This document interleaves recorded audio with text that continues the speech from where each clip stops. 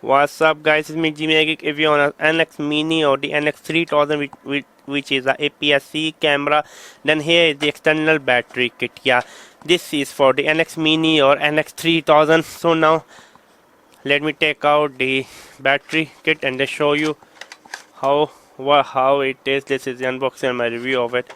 Okay, the good thing is that the battery kit is really very beautiful, as you can see.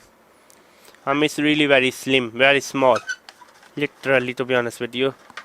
Okay, and this is the battery, which again I'm loving it. I am loving it. Did you hear me? Okay, here we go. Let me put the battery inside. I just need to put the micro USB and charge my battery externally.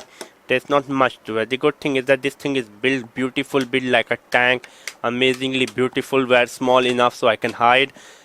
Again, should you buy an NX Mini or NX3000 in 2019? Definitely yes.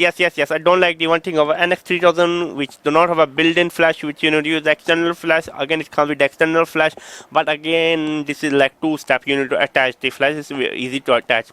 But again, this is the unboxing of the Samsung NX Mini and NX3000 battery kit. Yes, you heard me right. Should you buy this one? Definitely yes. I will say yes.